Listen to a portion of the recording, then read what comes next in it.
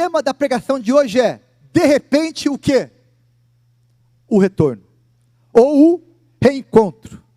Pena que eu tive a ideia do reencontro só hoje de tarde, né? Depois de fazer os slides. Mas retorno, reencontro, enfim. Hoje eu vou falar de um texto bíblico que fala que de repente houve um reencontro, houve um retorno. Alguém que tinha sumido, que tinha ido para longe, que tinha brigado, que estava revoltado, que estava de mal com a vida. De repente, ele volta para casa. De repente, ele se lembra que tem um pai. De repente, ele se lembra que ele pertence a uma família. E de repente, ele faz o caminho de volta. Eu queria convidar você, então, a abrir sua Bíblia em Lucas, capítulo 15. E eu quero ler com você esse texto. É um texto que você conhece, mas lê de novo esse texto. Deixa Deus falar contigo de novo. Quem sabe enquanto você está lendo esse texto, Deus vai estar ministrando algo com você, já na leitura da palavra. Porque a palavra fala por si só. Então abra sua Bíblia aí e acompanhe essa leitura e vem comigo pensar sobre essa parábola de Jesus. Jesus continuou. Um homem tinha 2 filhos. O mais novo disse ao seu pai: Pai, quero a minha parte da herança. Assim como ele repartiu sua propriedade, assim o pai repartiu a sua propriedade entre eles. Não muito tempo depois, o filho mais novo reuniu tudo o que tinha e foi para uma região distante. E lá desperdiçou os seus bens, vivendo de forma irresponsável. Depois de ter gasto tudo, houve uma grande fome em toda aquela região. E ele começou a passar necessidade. Por isso, foi empregar-se com um dos cidadãos daquela região, que o mandou para o seu campo, a fim de cuidar de porcos. Ele desejava encher o estômago com a comida dos porcos, mas ninguém lhe dava nada. Caindo em si, ele disse: quantos empregados de meu pai têm comida de sobra, e eu aqui passando fome? Eu me colocarei a caminho de casa, e voltarei para o meu pai, e lhe direi: Pai, pequei contra o céu e contra ti, não sou mais digno de ser chamado teu filho, trata-me como um dos teus empregados. A seguir, levantou-se e foi para a casa de seu pai. Estando ainda longe, seu pai o viu, e cheio de compaixão, correu para o seu filho, e o abraçou e o beijou. O filho lhe disse: Pai, pequei contra o céu e contra ti, não sou mais digno de ser chamado teu filho. Mas o pai disse aos seus servos: depressa, tragam a melhor roupa e vistam nele, coloquem um anel em seu dedo e calçado em seus pés, tragam um novilho gordo e matem-no. Vamos fazer uma festa e comemorar, pois este meu filho estava morto e voltou à vida, estava perdido e foi achado, e começaram a festejar. Amém? E começaram a festejar. Eu quero lembrar você que isso não é uma história real. Não existiu esse pai e esses 2 filhos. Isso é uma parábola. Jesus contou essa história. E quando Jesus contava uma história, ele queria ensinar princípios. E essa parábola nos traz vários princípios. Eu me lembro que teve um ano que eu preguei 5 mensagens consecutivas nesse texto, sobre diferentes princípios que há nesta parábola. Hoje eu fiz uma nova mensagem com outro olhar sobre esse texto. Eu queria chamar sua atenção e convidar você a pensar sobre essa parábola. Nessa parábola, claramente, Jesus quer dizer que o filho mais novo representa quem? Nós, os não-judeus. Representa o Paulo, a Andréia, eu, enfim, cada um de nós. Nós somos o filho mais novo. O filho mais velho, que hoje eu não vou falar sobre ele, ele representa os fariseus, os mestres da lei, que eram indiferentes, que estavam nem aí para o irmão mais novo. E o pai da parábola representa Deus. Então essa parábola, ela fala de quem? Fala de nós. De nós e da nossa relação com Deus. Essa parábola não é sobre uma família, não, é sobre nós, sobre você e eu. E como nós, como filhos mais novos, nos relacionamos com o Pai Celestial. Eu quero destacar 3 elementos, 3 princípios que estão muito claros nessa parábola. O primeiro é que nessa relação entre filhos com Deus, entre nós, humanos e Deus, por vezes ocorre um rompimento. Ocorre um rompimento, uma frustração, uma revolta, uma treta, enfim, acontece algo que nós ficamos de mal com Deus. E o filho diz a seguinte frase: Pai, quero a minha parte na herança. Quem quer a herança, não quer mais o pai. Quem quer a herança, diz: olha pai, eu só quero o teu bem, o teu dinheiro, o resto eu não quero mais. Pedir a herança é como dizer: eu não quero mais viver na casa do meu pai.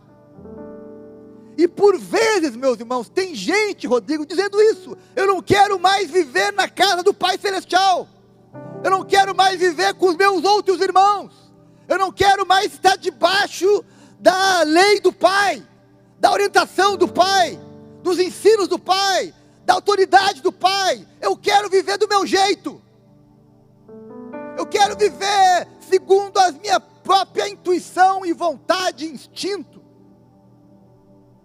E meus irmãos, isso é muito comum, infelizmente. Muita gente acaba rompendo. Eu me lembro de muitas pessoas que outrora estavam congregando conosco, estavam congregando numa igreja cristã, envolvidos, servindo, cooperando, pregando, e hoje estão rompidos, estão em outros lugares distantes, estão de mal. Não admitem isso, mas estão longe, romperam, saíram. E meus irmãos, via de regra, quando isso acontece, é porque você está revoltado com alguém ou com algo. E por vezes essa revolta tem muito mais a ver com você do que com o teu irmão, ou do que com Deus, ou do que com, sei lá, outra pessoa. Por vezes o problema está em como você lida com algumas coisas. Teve uma vez, alguns anos atrás, que uma pessoa saiu da igreja porque o pastor não deu para ela bom dia. Meus irmãos, eu dei bom dia para ela dezenas e dezenas e dezenas de domingos. Teve um domingo que eu não dei, por alguma razão que eu não vi ela, passei reto, ela ficou ofendida, criou uma narrativa imaginária e saiu. Irmãos, muito mais a ver com ela do que a ver com a igreja, com a gente. Então, cuidado, é você não romper. E às vezes a gente rompe e fica achando alguém para colocar a culpa, né? Lembra daquele ditado: a culpa é minha e eu coloco em quem eu quiser.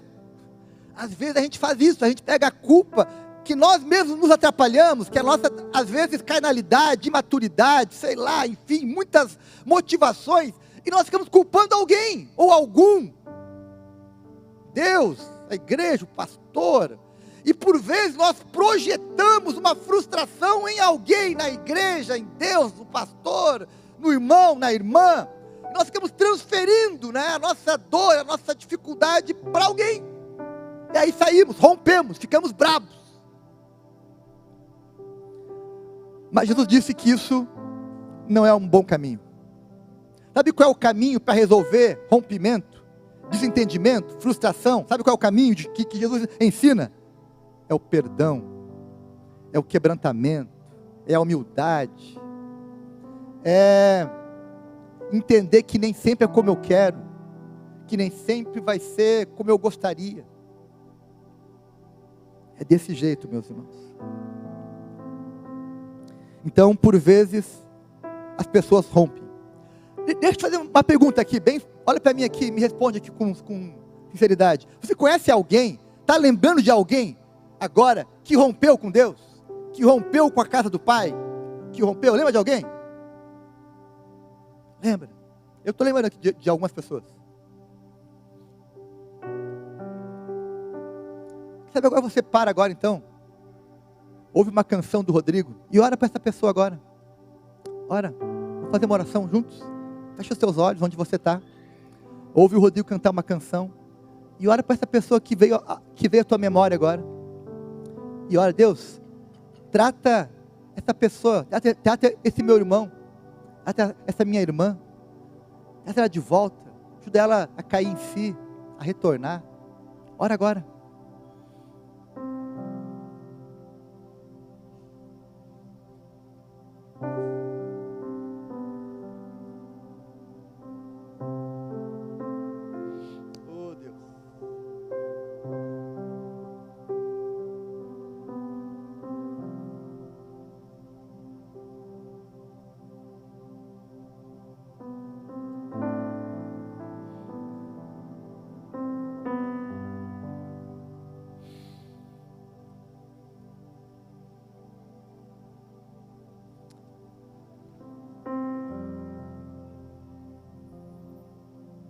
Amém. Sim, Deus. Traz de volta, Pai. Ministra arrependimento, mudança, em nome de Jesus. Meus irmãos, mas o texto revela um outro princípio, que está também presente nesse texto. Além de se revoltar, de romper, de pedir herança, o filho resolve ir embora. E não é embora para perto. Diz o texto, Jesus quis salientar, olha, Jesus contou uma parábola dizendo o seguinte: esse filho, ele pediu dinheiro e ele decidiu ir para longe. Por que será que Jesus incluiu esse detalhe na parábola? O verso 13: não muito tempo depois, o filho mais novo reuniu tudo o que tinha e foi para uma região distante, e lá desperdiçou os seus bens vivendo de forma irresponsável. Por que será que Jesus quis destacar isso? Meus irmãos, porque via de regra, as pessoas primeiro rompem, ficam brabas, frustradas, revoltadas, e depois elas dão o segundo passo, que é se distanciar, e vão para longe. Eu recebi uma perguntinha no meu Instagram lá: como alguém pode ficar longe de Deus se Deus está em todo lugar? Obviamente que ninguém pode ficar longe de Deus geograficamente, mas as pessoas podem ficar longe de Deus no seu relacionamento com Ele. Podem ficar longe de Deus para parar de ouvi-lo, de escutá-lo. E aí sim, se distancia, vai para longe. O filho pródigo dessa parábola, ele é o Jonas do Novo Testamento, que sai do propósito do pai e vai para longe, tentando fugir do pai, tentando se esconder. E normalmente quem foge, quem se afasta, quer, entre aspas, uma licença para fazer o que bem entender. E aí, meus irmãos, entra aquele princípio: abismo chama abismo, pecado vai aumentando, você vai se afundando mais e mais no pecado. Jesus quis dizer que quando nós nos distanciamos, bem, você pode começar a se envolver com o pecado de forma cada vez maior, até o ponto de perder aquilo que você tinha. Essa semana eu estava meditando sobre o pecado, e aí Deus me deu uma frase que eu guardei, que é o seguinte: enquanto o pecado cansa, em Jesus você descansa. Amém? Olha só essa frase aí: enquanto no pecado você cansa, porque, meus irmãos, viver no pecado cansa, tá? Deixa eu te falar isso. Sim ou não? Viver no pecado cansa. Tem culpa, tem mentira, tem problema, tem consequência, tem revolta, tem um monte de problema. Acaba o dinheiro, acaba a paz, acaba a tranquilidade, aumenta a culpa, a ansiedade, as encrencas, os enroscos. Então o pecado cansa. Mas em Jesus você, o quê? Em Jesus você? Amém. Quem concorda com isso? Deixa eu fazer aqui uma explicação para vocês aqui, ó. Olha só. Você que está nos visitando, você que é novo aqui na igreja. Aqui na igreja nós temos algumas expressões, algumas palavras nossas. Por exemplo, quando a gente fala, oh! Vamos lá, oh! É aleluia, ok? Oh! Então o oh é uau! Aleluia, estamos juntos. Palmas, eu concordo com isso. Ah, sim, isso me representa. Isso eu estou de acordo. Então, com essa compreensão, você pode participar do culto de forma mais interativa durante a nossa celebração. Meus irmãos, o texto diz uma coisa também que eu acho muito interessante. O texto diz que depois de ter gasto tudo, houve uma grande fome em toda aquela região, e ele começou a passar necessidade. Meus irmãos, sabe o que o pecado gera? Dívida, escassez, crise. Pecado leva a crise. Você vai gastar mais do que você pode, mais do que você percebe. Então, meus queridos, que você possa encontrar em Jesus descanso e não fugir para viver uma vida longe de Deus. Billy Graham tem uma frase que eu queria que você guardasse também no seu coração, aí na sua memória. Ele fala o seguinte: toda vez que o homem pensa em navegar para longe de Deus, o diabo tem sempre um barco pronto. É ou não é? Quando você pensa em pecar, o diabo te dá os meios.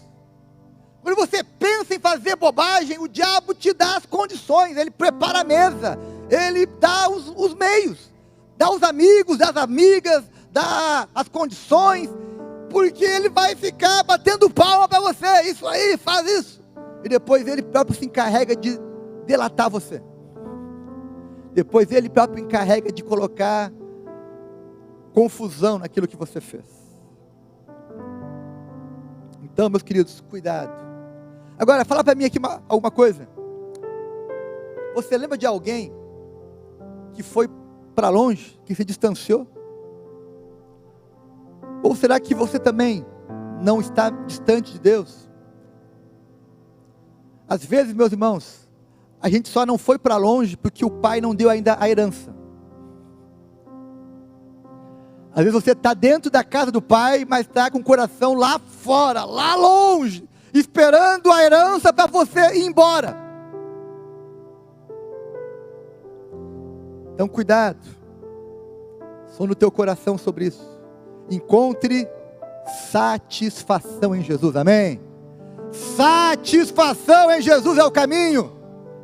Satisfação, crer que Ele é suficiente. Satisfação em Jesus. Mas a história termina com um final feliz, porque Jesus disse o seguinte: um dia esse filho se arrependeu. E aí, meus irmãos, vem o de repente de Deus. De repente vem o arrependimento. Olha o que fala o verso 17: caindo em si, ou de repente, ele disse: quantos empregados do meu pai têm comida de sobra, e eu aqui passando fome? Eu me colocarei no caminho e voltarei para a casa de meu pai. De repente ele se lembrou que ele tinha um pai, que ele tinha uma casa, uma família, um lugar para voltar. Ele se lembrou que o pai não criou ele, não planejou que ele vivesse daquela forma. Ele se lembrou que ele era feliz e não sabia. Que na casa do Pai, por mais que houvesse dificuldades, era muito melhor do que estar onde ele estava agora. E meus irmãos, nós temos que acreditar nisso. Que por vezes nós temos dificuldades, temos lutas, mesmo na casa do Pai, ok, mas que longe do Pai, você vai sofrer muito mais. Mas a boa notícia dessa história é que Jesus diz: olha, por mais que você faça bobagem, por mais que você se revolte, por mais que você se distancie, se afaste, existe um caminho de retorno, e esse caminho passa pelo arrependimento. Amém? Passa pelo arrependimento. Tudo começa por aí, meus irmãos. Começa pelo arrependimento. E Jesus quis deixar isso claro nessa parábola, porque Jesus disse: olha, o filho se deu conta e disse: eu estou errado, eu vou voltar para casa. Meus irmãos, eu gosto de uma definição de arrependimento. Arrependimento é reconhecer que Deus está certo e que eu estou errado. Enquanto você continua pensando que você está certo e Deus está errado, você não se arrependeu. Às vezes você até fica triste com alguma coisa, até tem um remorso, mas arrependimento é reconhecer: sim, eu estava errado e Deus estava certo. A palavra de Deus estava certa e eu estava errado. Isso é arrependimento. E Jesus, meus irmãos, pregou muito sobre arrependimento. A Bíblia fala de arrependimento. Por exemplo, você lembra lá, João Batista pregava o quê? Uma mensagem de arrependimento. Ele dizia: arrependei-vos, porque o reino dos céus está próximo. E assim começou o batismo, começou a batizar pessoas. A mensagem de João Batista era: arrependam-se. Tudo começa com arrependimento. Jesus, quando começou o seu ministério, ele também pregou uma mensagem chamando o povo ao arrependimento. Ele dizia lá em Marcos capítulo 1: o tempo está cumprido e o reino de Deus está próximo, arrependei-vos e creiam no Evangelho. Essa é a mensagem de Jesus, chamando ao arrependimento. Os apóstolos pregavam o quê? O arrependimento. Pedro, em Atos 2, aquele grande sermão lá que milhares de pessoas se converteram, ele fala: arrependam-se e cada um de vocês seja batizado em nome de Jesus Cristo para o perdão dos seus pecados e receberão o dom do Espírito Santo. Chamando o povo ao arrependimento.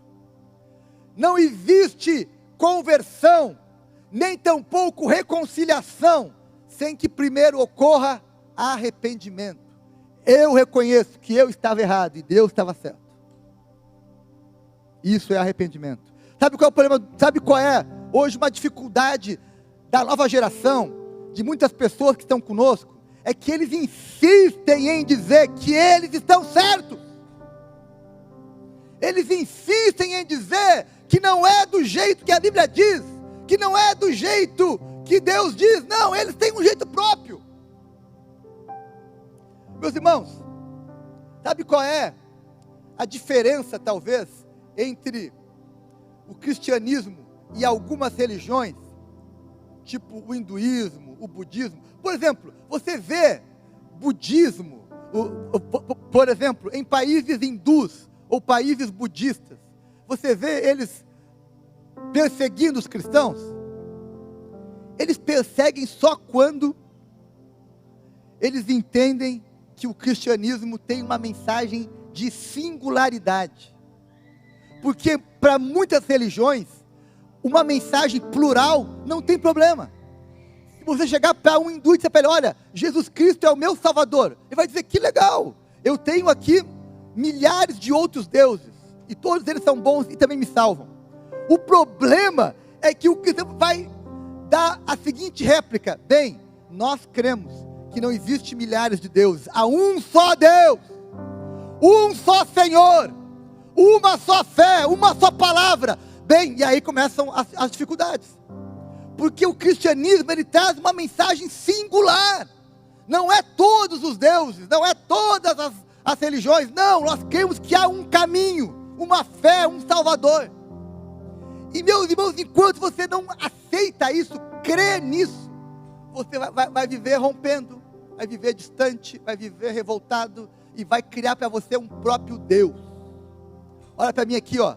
Se o Deus que você segue sempre concorda com você, é muito provável que o Deus que você segue foi você mesmo que criou.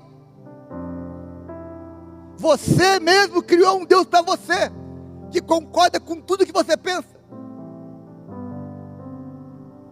O Deus da Escritura, meus irmãos, Ele nos confronta, Ele nos chama a mudar de vida, a abandonar pecados, a corrigir caminhos. Sim, Ele nos chama a fazer isso. Você acha que eu concordo com tudo que a Bíblia diz? Não. Tu acha que eu gosto, por exemplo, de ter que perdoar quem me machuca?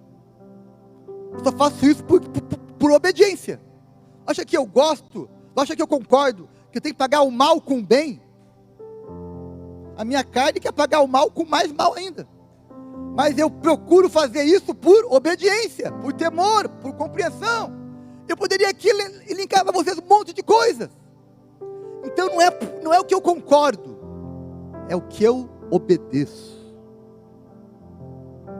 E isso passa pelo arrependimento. Meus irmãos, hoje nós temos diante de nós pessoas com diferentes situações espirituais. Temos pessoas que estão em Porto Alegre, perto de nós, que não conhecem Jesus, que nunca estiveram numa igreja, nunca se converteram, não foram batizadas, enfim. Sabe o que essas pessoas precisam? Se arrepender dos seus pecados e reconhecer que Jesus é o Salvador. E aí sim, se converterem, serem batizados e terem um novo nascimento com Jesus. Agora, também existem muitas pessoas que já estiveram numa igreja, já congregaram, já fizeram parte, já foram até batizados, já foram até talvez líderes em alguma igreja, mas hoje estão longe, e essas pessoas também precisam se arrepender. Se arrepender de terem se afastado, de terem rompido, de terem desacreditado em Deus, no Evangelho, nas práticas cristãs, e terem se afastado. Tanto um quanto o outro precisa passar pelo caminho do arrependimento. Meus irmãos, não existe cristianismo sem arrependimento. Você não pode ser um cristão se você primeiro não se arrepender de não ter sido cristão antes. É isso. É arrepender de tentar viver a tua vida do teu próprio jeito. O grande arrependimento é esse. É reconhecer que eu estava errado e Deus estava certo. Que não é do meu jeito, mas é como Deus nos revelou através das Escrituras. Amém, gente? Eu quero terminar então essa mensagem dizendo o seguinte: na parábola que Jesus contou, a história tem um final feliz. Eu sou daqueles que gosto de filmes dos anos 90, anos 80, que tem uma marca. Qual é a marca dos filmes da minha geração? Final feliz. O mocinho sempre vence, né? Hoje, os filmes são, né, não tem mais final feliz, o final é confuso, enfim, ok. Eu não curto esses filmes. Eu gosto de história com final feliz. Até porque a Bíblia é uma história com final feliz, amém? Apocalipse é o final feliz, um dia vamos estar com Deus, de repente o céu. Então, eu gosto de histórias com final feliz. E Jesus terminou a parábola com final feliz. Teve o quê? Teve um pai que parou de sofrer.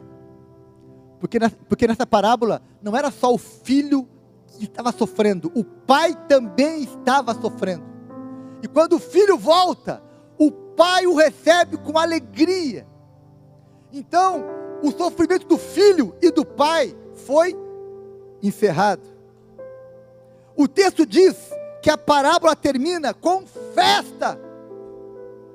Mandou fazer um churrasco, roupa nova, anel novo, calçado novo, festa.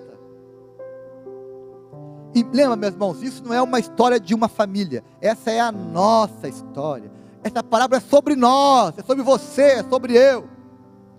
E Jesus diz que a parábola termina com um final feliz. Bem, essa noite também pode terminar com um final feliz, amém? Essa noite pode terminar com um final feliz, se houver o quê? Retorno, arrependimento, filhos voltando para a casa do Pai, filhos reconhecendo que estavam errados e Deus estava certo. Esse pode ser o final feliz da sua vida hoje. Nós podemos terminar esse culto com essa alegria de saber que hoje vai haver festa no céu e entre nós, porque filhos que estavam longe estarão voltando para a casa do Pai. Quem sabe hoje é o de repente de Deus para você voltar, é você recomeçar e permanecer, para você viver um novo momento na tua vida, porque foi isso que Jesus quis nos ensinar com essa parábola. É possível retornar, a porta não está fechada para você retornar, amém? Eu queria pedir agora para os nossos recepcionistas distribuírem um flyer para cada um que está aqui. Vamos lá. Na verdade, eu ia pedir para fazer isso no começo da pregação, né? Acabei me esquecendo. Mas vamos distribuir agora, então. Enquanto eles vão distribuindo, Rodrigo, canta um pedacinho daquela canção. Lembra, é uma canção antiga que diz o seguinte: Jesus Cristo mudou meu viver. Jesus Cristo mudou meu viver. Jesus Cristo mudou meu viver. É a luz que ilumina meu ser. Sim, Jesus Cristo mudou meu viver.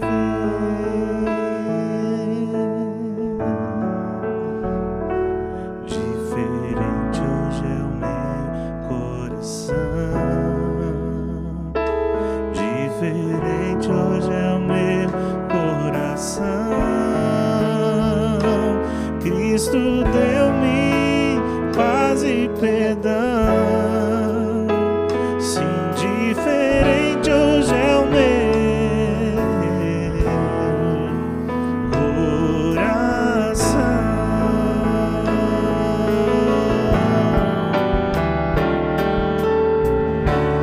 O amor só conheci em canções que falavam ilusão,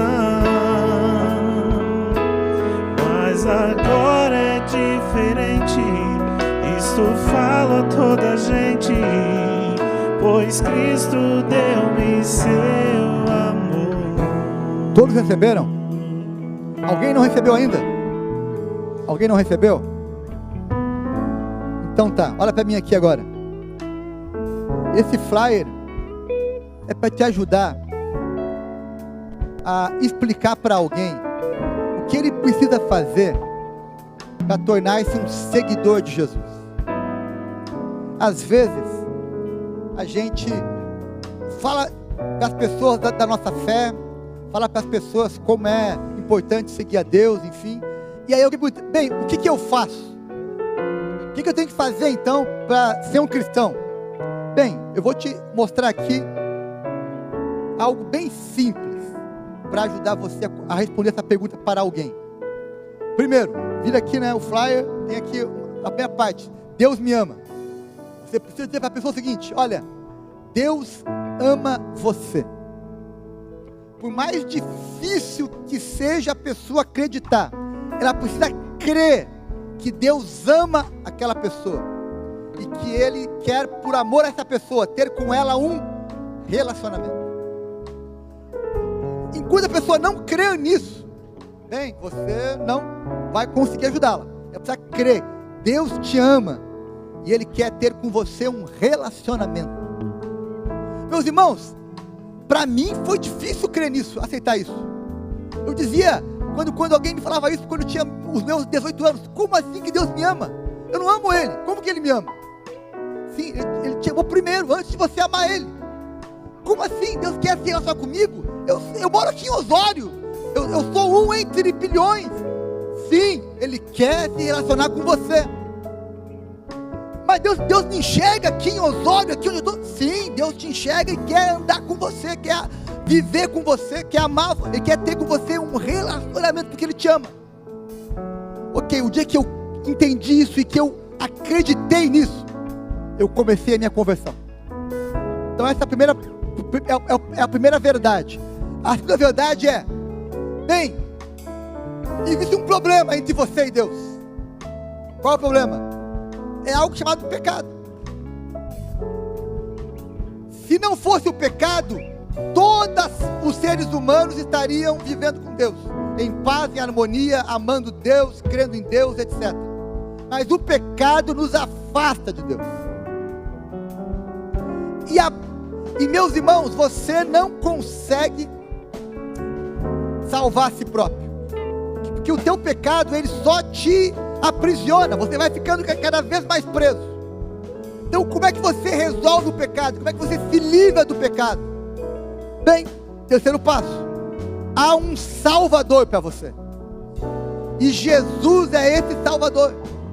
Ele morreu pelos nossos pecados, e você precisa crer que Jesus morreu por você, e que se você então crer nele como teu Salvador, Ele vai perdoar os seus pecados e vai ajudar você a viver uma nova vida. Então é o terceiro passo. Jesus morreu por você. Ele é o nosso Salvador, o Cristo Redentor. Lembra? O Cristo Redentor é Ele. Morreu pelos nossos pecados. Bem, se a pessoa crê que Deus ama ela e quer ter conosco um relacionamento, se a pessoa crê que ela é uma pecadora e que o pecado afastou ela de Deus, e se ela crê que Jesus perdoa os nossos pecados e nos liberta dos nossos pecados, então ela está pronta para tomar uma decisão. E aí entra o quarto e último passo. Você precisa tomar uma decisão. Eu não posso decidir por você. Tua mãe não pode decidir por você. Mas você precisa tomar uma decisão. E qual é a decisão? Eu decido então crer que Jesus me ama, que Ele perdoa os meus pecados e que agora eu vou segui-lo. Vou ser um seguidor de Jesus, um discípulo de Jesus. Vou ser com isso filho de Deus por adoção. E como que eu verbalizo isso? Através de uma oração. E aqui tem até um modelo de oração. Olha só, lê aí onde você está essa oração. Jesus, creio que você é o Filho de Deus. Creio que você morreu pelos meus pecados. Jesus, por favor, me perdoe. Creio que você ressuscitou dos mortos e que está aqui neste momento. Venha ser o meu Senhor e meu Salvador. Quero segui-lo. Amém. Esse é o modelo de oração. Você pode aumentar ela um pouquinho, ou enfim, ou fazer desse jeito. Esse é um modelo de oração. Mas tem uma decisão.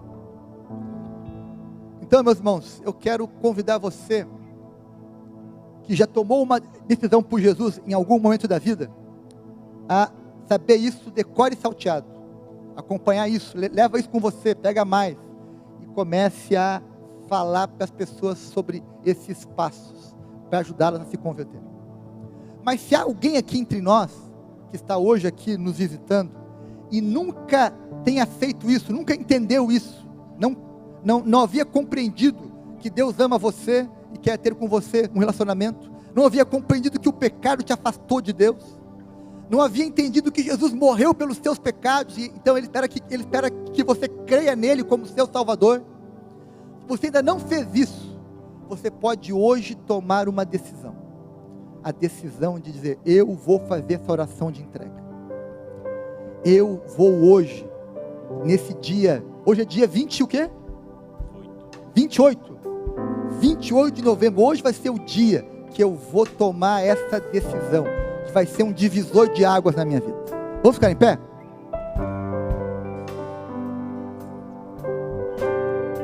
Eu queria perguntar, se alguém que não tenha feito essa decisão ainda, essa decisão de forma pública, em algum momento da sua vida, quer fazer isso hoje. Se você quer fazer isso hoje, eu queria que onde você está agora, você fechasse os seus olhos. E você decidisse crer que Deus te ama. E que Ele deseja ter com você um relacionamento. Que você reconhecesse que você pecou. Que os teus pecados te afastaram de Deus. E agora você então pedisse a Jesus que te perdoasse dos teus pecados. E se você quer fazer isso, eu queria que você, onde você está agora, com os olhos fechados, com o coração aberto, crendo nisso, repetisse essas palavras: Jesus, eu creio que tu me amas, e que o Senhor quer ter comigo um relacionamento de fé. Eu reconheço que sou um pecador, e eu peço perdão pelos meus pecados. E eu declaro que a partir de agora, Jesus é o meu Salvador, que Ele morreu pelos meus pecados e ressuscitou para me dar a vida eterna. E eu decido nessa noite entregar a minha vida para Jesus e ser um seguidor de Jesus. Amém.